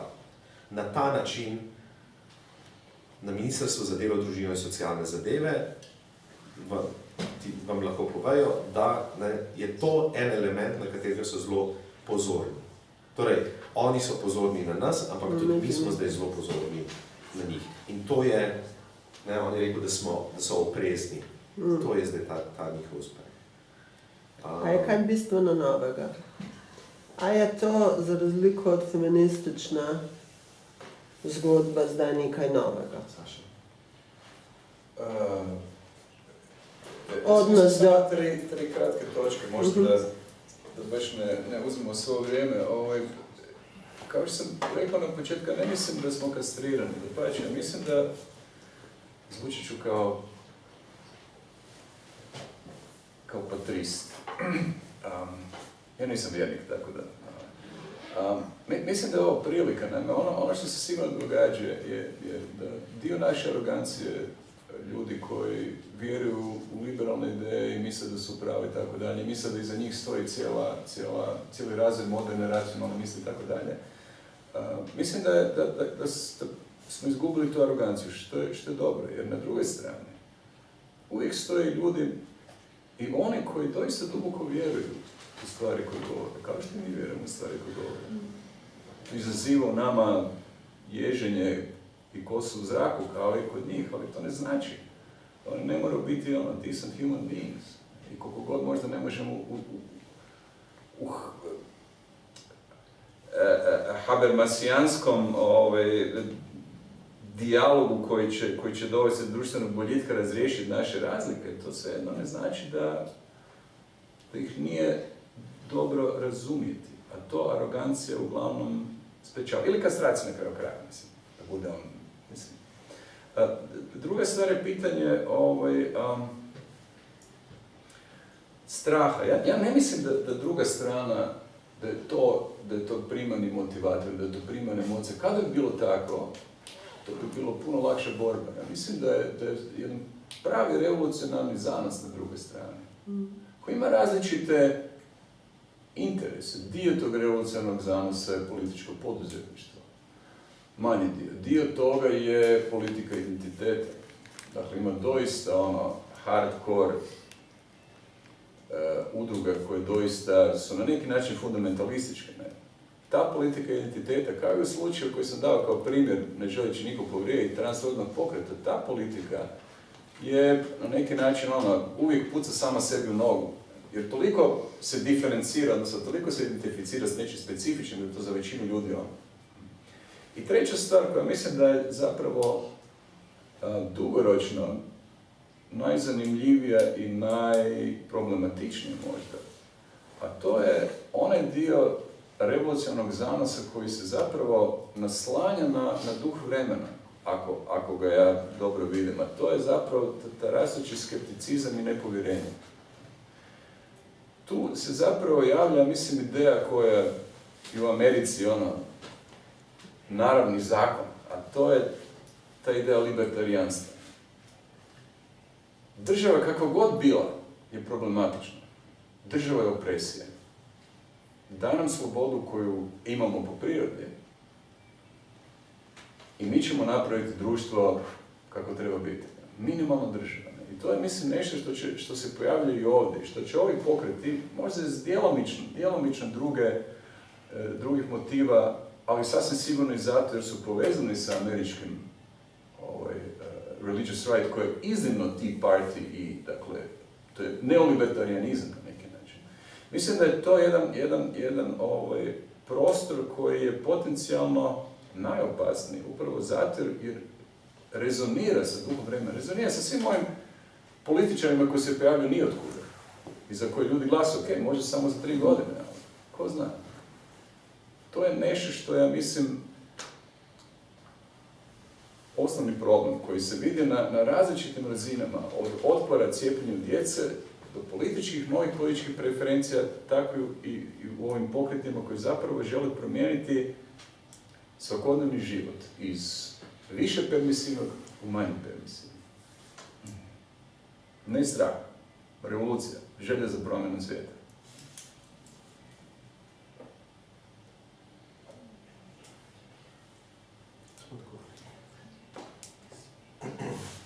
Sem še eno vprašanje povezave s temi identitetnimi politikami, Roman, ki si že prej sam izpostavil tudi problemske oziroma koalicijske politike, ki se izpostavljajo preko nekih skupnih interesov, preko skupnih problemov. Kar je zanimivo je to, da Butler svoje najbolj znano delo Gender Trouble oziroma težave s spolom zaključuje s pozivom k tem koalicijskim politikam na mesto identitetnih politik. Zanimivo pa je, da se zdi, da tovrstne koalicijske oziroma problemske politike, da so predvsej bolj efektivne, ne v boju za enakopravnost, kot si je želela Judith Butler. Na drugi strani, ja. In moje vprašanje v zvezi s tem je, kako razumeti ta pojav, oziroma lahko rečemo, da skratka, kar me zanima je to, kaj ovira podobne koalicijske oziroma problemske politike v boju za enakopravnost, pri tem, da ne dosežejo podobne mobilizacijske moči in učinkov. Zelo na kratko imam tukaj pravzaprav odgovor. Tisto, kar je lepota ali pa prednost teh gibanj liberalnih, kako bi jim rekli, je hkrati tudi njihova največja težava. In to je heterogenost glasov znotraj teh skupin. Ta heterogenost glasov je tisto, kar je, ne vem, če je lepota prava beseda. Bogatstvo. Prosim? Bogatstvo. Eto, bogatstvo teh skupin, ampak to je hkrati tisto, kar pravzaprav onemogoča en sam glas. Na drugi strani je ta unificiranost, se mi zdi, bistveno večja in v tem smislu tudi discipliniranost in tako naprej. In zaradi tega se mi zdi, da je ta koalicijska varianta, ko gre proti skupnemu sovražniku, tam bolj uspešno kot pa tukaj, ker tukaj se ne moramo čisto zmeniti, kdo je ta skupni sovražnik. Ker se malo sovražimo tudi med sabo. Ja, jaz sem imela v mislih, ko sem postavila to vprašanje, ravno, oziroma tudi feministična gibanja, kjer si lahko predstavljamo, da je skupni cilj, skupni interes, boj proti spolnim neenakostim. Potem pa imamo na eni strani recimo radikalna feministična gibanja, ki so trans izključujoča, na drugi strani pa transfeminizme. Ja, točno to. Trans in feministično gibanje, ne, ki po vsej logiki bi na nek način moralo sodelovati, pa bomo tukaj neki clash. Medtem ko trans je zagotovo sovražnik, ne, na drugi strani, kjer se združijo vsi nacionalisti, tisti, ki so za normalnost in religiozne skupine, ker gre transspolnost preko tega komplementarnosti spolov in je to brca v obraz stvarniku. Ti spreminjaš nekaj, kar je bilo narejeno po Božji podobi. Ja, ništa pametno za dodati. Mislim, da na neki način koaliciju o kojoj govorimo su situacije da brane status quo. Mislim da branite status quo uvijek teže. Ali htio sam samo nešto dodati vezano za ovo emocionalnu znanost. Ja sam to užasno tradicionalni i pozitivist, kao što Roman zna. Ja mislim da znanstvenici, ako se stvarno bave znanošću, nisu dobri aktivisti, odnosno nisu dobri čak niti popularizatori ideja. Zato postoje ljudi koji razumiju znanost, koji razumiju život i koji znaju kako koristiti javni govor i koji mogu biti autentični i emocionalni, ali ne moraju istovremeno schizoidno razmišljati da li ono što su rekli je znanstveno zapravo neprihvatljivo. A meni se čini da svaki, kažem, užasno konzervativan stav, potpuno sam svjestan, da svaki pravi znanstvenik negdje mora imati tog nekog čudnog čovječulka na ramenu koji mu kaže jesi li sad rekao previše, nešto što ne stoji, što zapravo ne možeš potkrijepiti podacima. Ja mislim da je on užasno važan za znanstvenika, ali to je nešto što u javnoj debati je loše. No, ja mislim da je drugi čovječuljak koji je na drugom ramenu onaj koji te u biti uopće pute da te nešto tako jako zanima da to istražuješ. Dakle, mislim, strast u znanosti je ono što je osnovni pokretač tebe. I to ne govorimo o društvenim znanostima. Ono što te drže budnog po noći kad tražiš još jedan eksperiment u biologiji ili u fizici. To nije isti čovječuljak, to su dva različita. To su dva različita. Apsolutno. Ali strast u znanosti je pokretačka snaga znanosti i ja mislim da dobrog znanstvenika bez strasti nema. I ne vidim zašto bi se društvene znanstvenice morale nekako distancirati i slušati samo ovog jednog.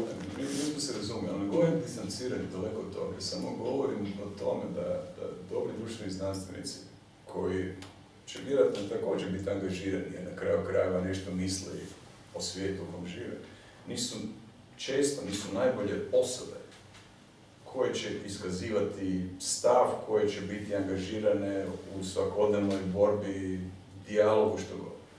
No, mislim da uopće moraju biti angažirani. Ja samo govorim da ne treba svoju strast do predmeta istraživanja negirati. Ne mislim uopće da mora ta strast biti izražena u aktivističkom pristupu.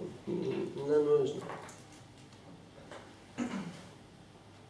Ja bi se kar navezala na to temo, ki se je vam odprla in bi ostala v tem kontekstu afekta v povezavi z znanostjo in znanstvenim delovanjem, to je tudi moje zadnje vprašanje. In sicer me zanima, kako tovrstno raziskovanje in tako konstantno prebiranje in neko poglobljeno obravnavanje, analiza in interpretacija podatkov vplivajo na raziskovalko, na raziskovalce. Skratka, zanima me, sama se predstavljam, če bi se lotevala teh tem na tako zelo poglobljen način, bi bila zelo strastna. Zanima me, kakšne so tiste na nek način preživetvene strategije, če so potrebne.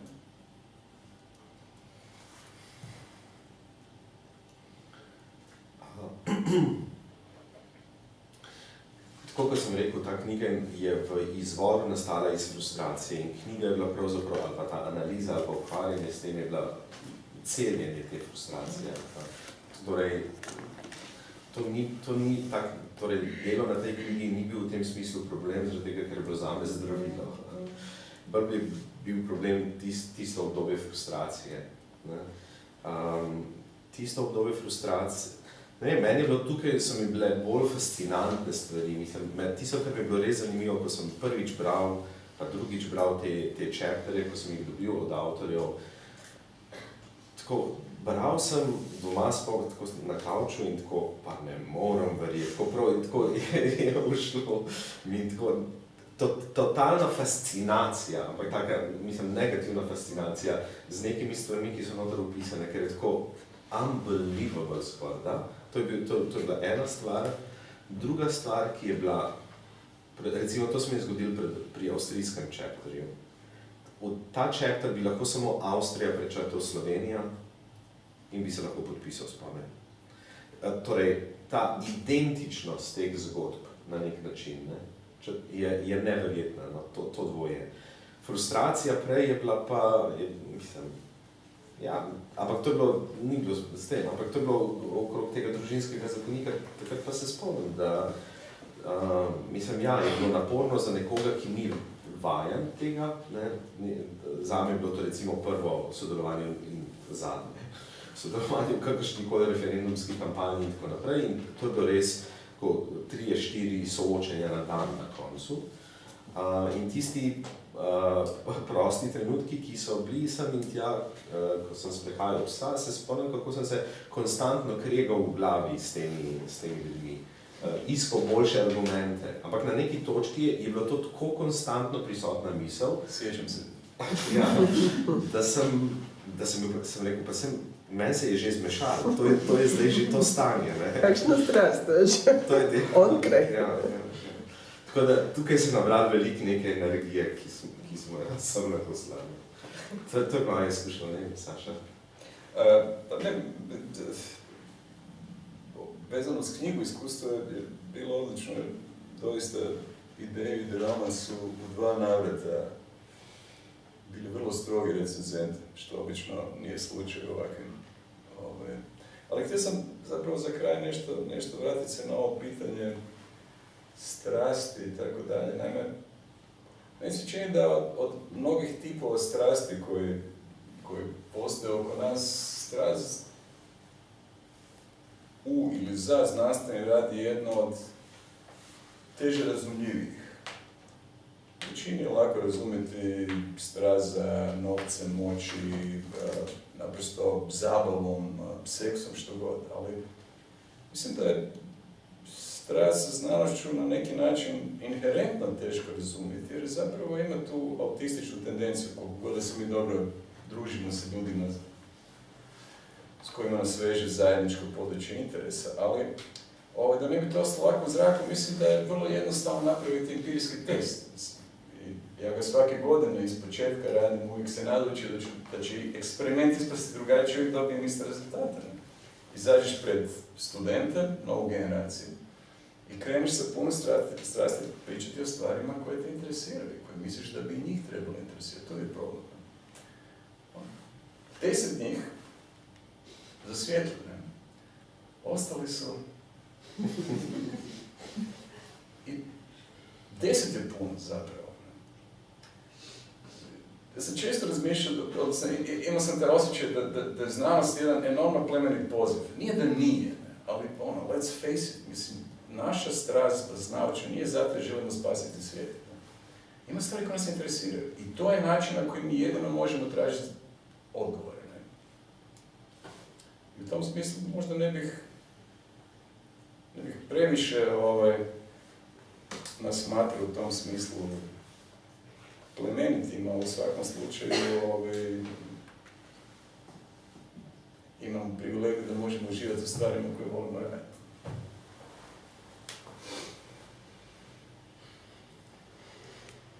Težno vprašanje, komentar?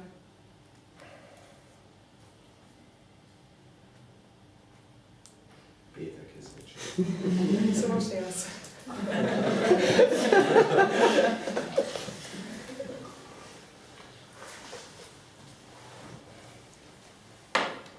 A še zdržim eno kratko vprašanje. Eno kratko. Kratko. Okay.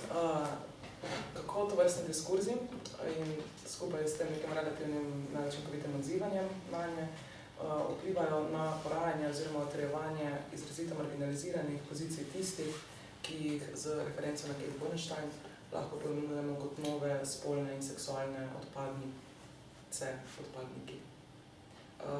Tudi tekom slovenske kampanje smo slišali recimo govor o queer seksualcih, karkoli že to pomeni. Skratka, zdi se, da se nek največji bes obrača tudi v smeri tistih marginaliziranih skupin, ki so nek javni medijski prostor šele minimalno potipale spolne binarne osebe, ki živijo v tem nekem polju spolne seksualne fluidnosti, nebinarnosti in podobno. Ja, v tistem razelektrenem času okrog referenduma in pred referendumom je bila verjetno ena od posledic te debate težnja k normaliziranim podobam, ne vem, kako naj temu rečem. Skratka, poskušalo se je tako ali drugače predstavljati, da so istospolne družine, gejevski pari, lezbični pari nekaj normalnega.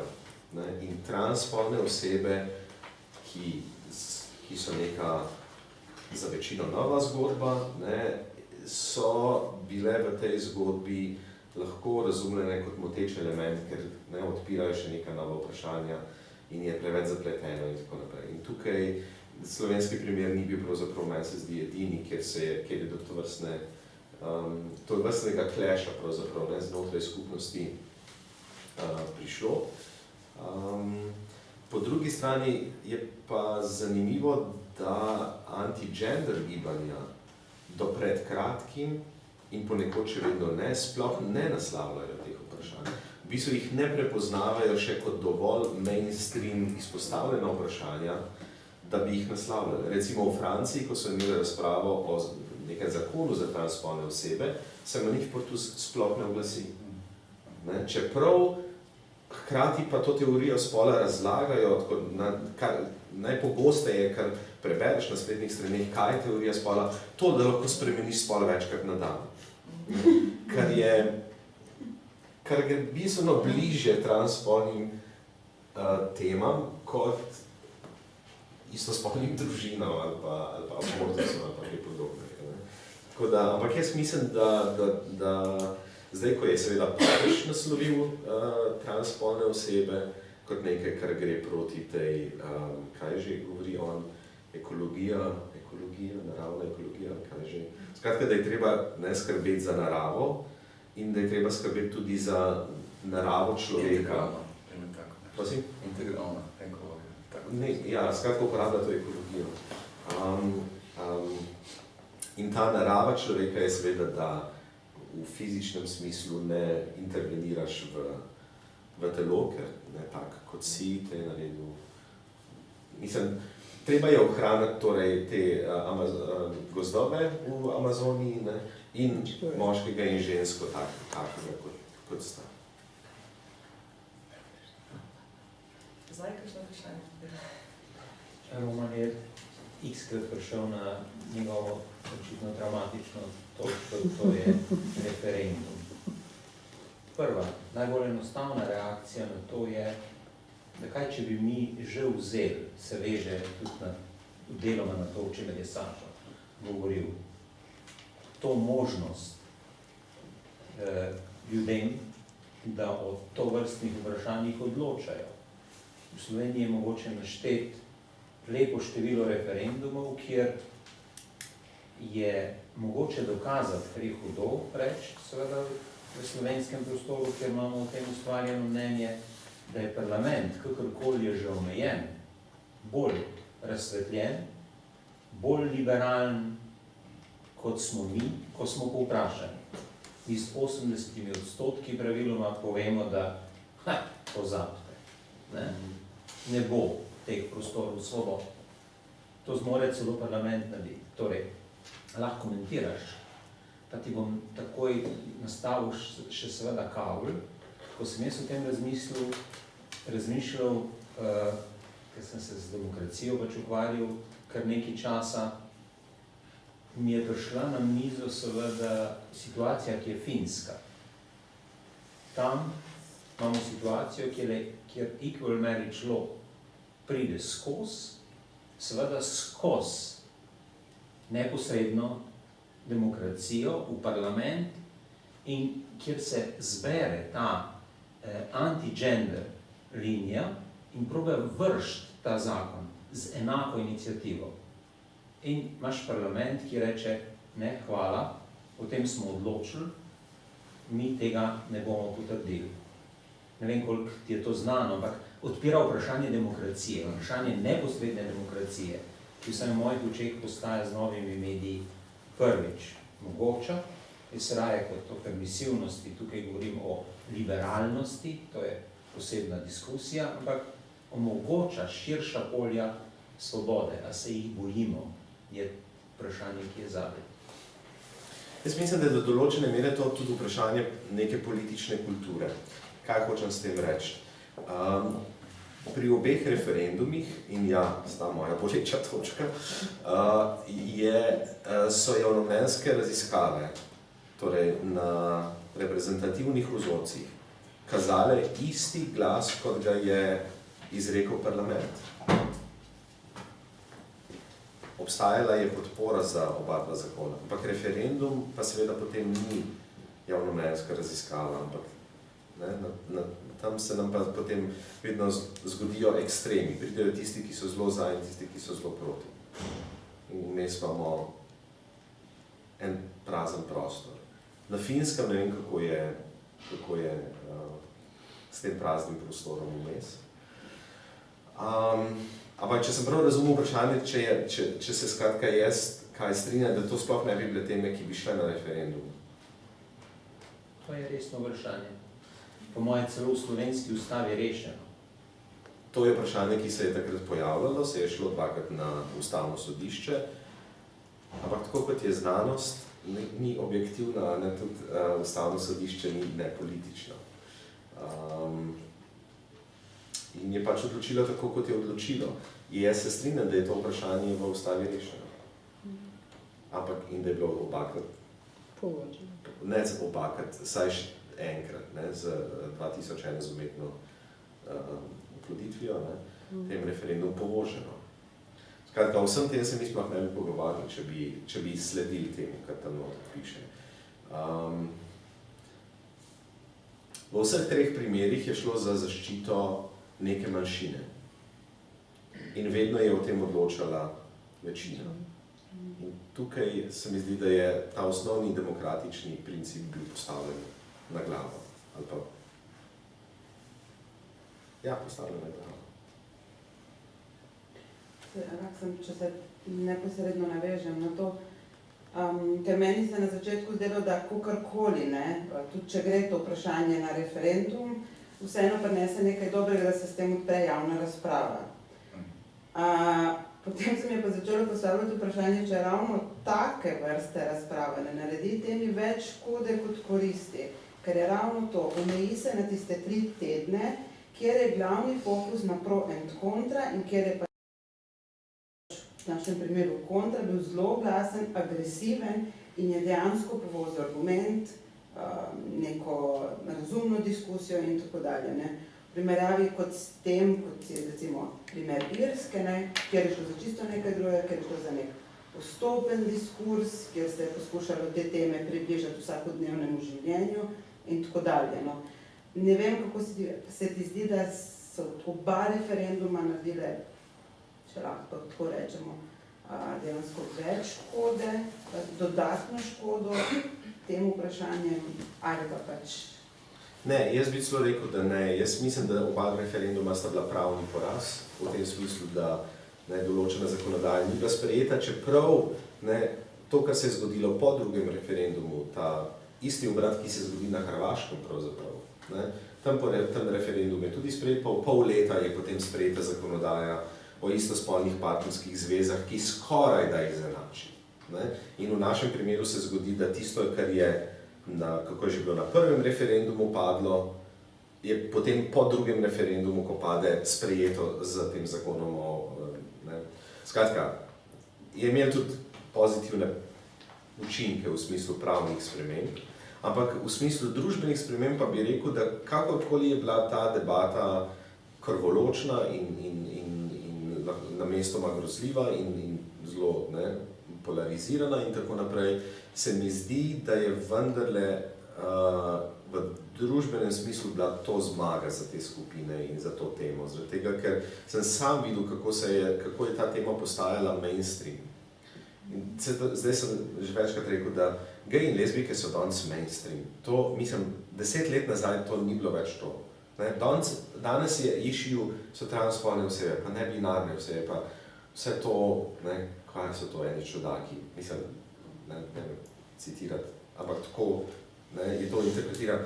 Gej lezbika je, nihče se več ne postavlja na trepalnice zaradi tega, to je res postal mainstream, ampak postal je mainstream tudi na račun teh 2 referendumov in tako široke razprave o tem. Ker na neki točki je sleherna, so vsi v vseh lokalih, zjutraj, ko so pili kavo, o tem razpravljali. Mislim, se si ne moreš predstavljati boljše reklame. Se je zgodilo v primeru teh 2 referendumov. Nisem pa tako prepričan, da se je to zgodilo v primeru umetnega oplojevanja in samskih žensk in stigmatizacije enostarševskih družin v tem smislu ali pa kaj podobnega. Tam pa mislim, da ni prišlo do tega preboja. Medtem kot tukaj pa ne samo zaradi tega, ampak sicer tudi.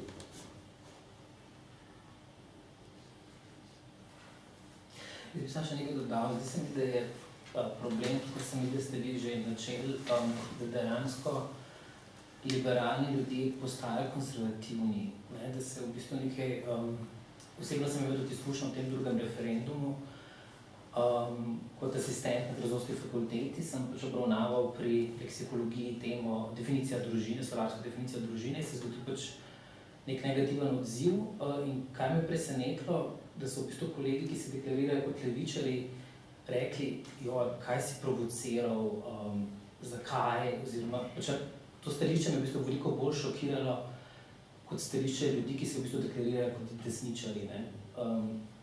In ta del se mi zdi zelo zaskrbljujoč v bistvu. To je ta pozornost, o kateri sem, ta kastracija, kakorkoli že temu rečemo, ne. V bistvu... Pozornost je v redu. Ja. Ta kastracija me malo muči, to ti moram reči pred koncem. Tako sem iskal to besedo, pa sem jo le najde iz Ja, veš, o tem se bomo še morala pogovarjati. Ok, pozorno.